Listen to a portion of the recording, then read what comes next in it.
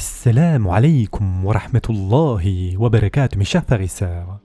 Nous étions arrêtés au verset 104 de la sourate Yusuf, dans lequel Allah subhanahu wa ta'ala dit au prophète sallallahu alayhi wa sallam « Et tu ne leur demandes aucun salaire pour cela.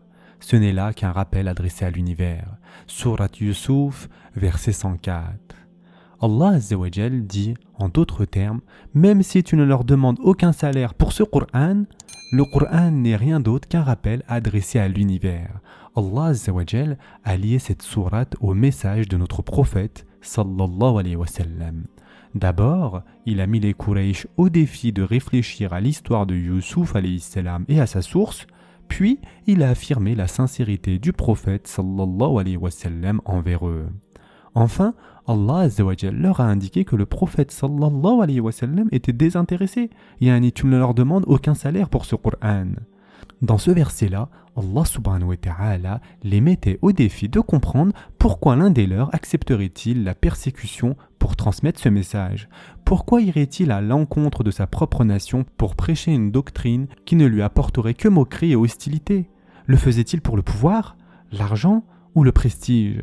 C'est une sunna permanente, mes chers frères et sœurs en islam, de tous les prophètes. Ils ont œuvré sans relâche, contre vent et marée, sans aucune rémunération, pour inviter les gens vers Allah Azza wa Jal.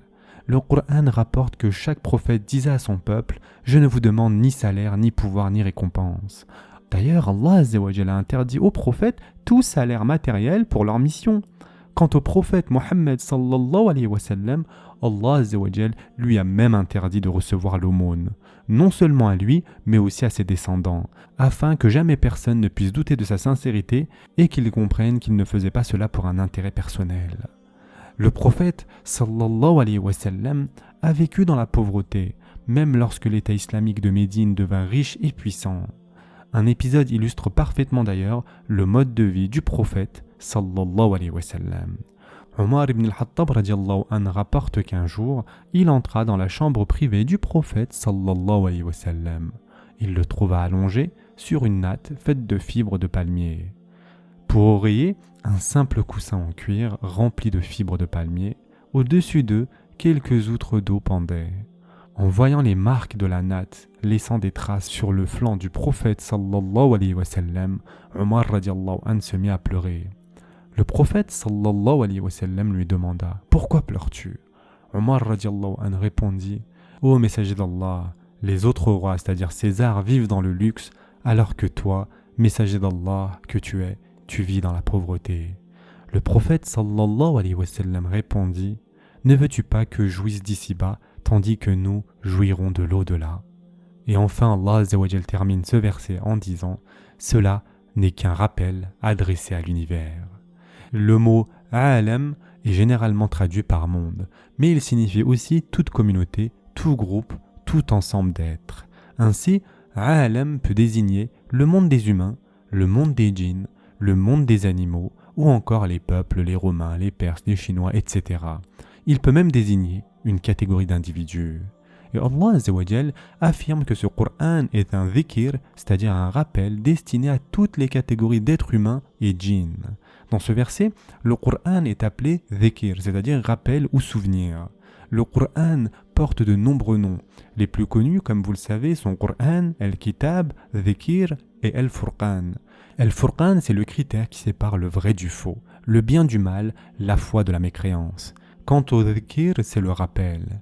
Qualifier le Qur'an de dhikr signifie qu'il rappelle aux êtres humains ce qu'ils savent déjà au fond d'eux-mêmes.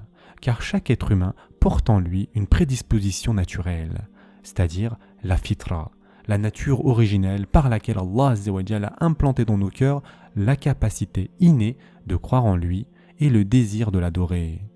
L'humanité a toujours reconnu l'existence d'une force supérieure, même les sociétés les plus primitives, croyant en un être suprême. Et le Qur'an s'adresse ici directement à cette même fitra. Et grâce à l'intelligence qu'Allah Azza wa Jal nous a donnée, il nous ramène vers l'adoration d'Allah Azza wa Jal, le Dieu unique. C'est pour cela qu'il est appelé dhikr. Le dhikr signifie aussi un rappel continu. Et il a un autre sens aussi, moins connu, c'est que le Coran, en tant que dhikr, honorera une nation et la fera connaître parmi les peuples. On retrouve cette signification dans la sourate Az-Zukhruf où Allah Azza wa Jal dit « Ce Coran sera un honneur pour toi et pour ton peuple ». Autrement dit, vous serez honorés grâce à ce Coran. Avant le Coran, mes chers frères et sœurs en islam, les Arabes étaient considérés comme l'un des peuples les plus arriérés de leur époque. Pas d'État unifié, pas d'écriture standardisée, pas de civilisation structurée. Pas même de calendrier. Les Romains et les Perses ne jugeaient même pas utile de les conquérir. Pourtant, à peine 20 ans après la révélation du Coran, les Arabes devinrent un peuple uni sous un seul leader et atteignirent des sommets dans le domaine du savoir. Et en seulement 2 décennies après l'établissement de l'État islamique à Médine, ils conquirent l'Empire perse et prirent la moitié orientale de l'Empire romain. Mes chers frères et sœurs en islam, continuons. Et dans les cieux et sur la terre que des signes auprès desquels les gens passent en s'en détournant. Sourate Yusuf, verset 105. Mes chers frères et sœurs en islam, il existe tant de signes d'Allah Azza wa Jal dans la création.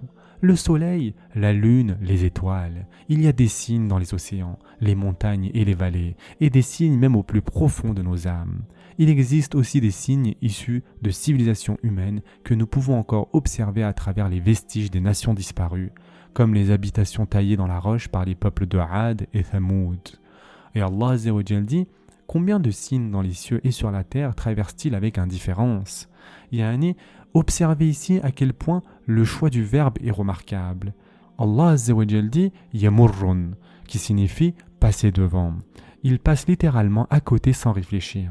Allah Azza wa Jal emploie un terme parfaitement précis. Il tourne le dos aux signes alors même qu'il marche devant eux. C'est la réalité de la majorité de l'humanité.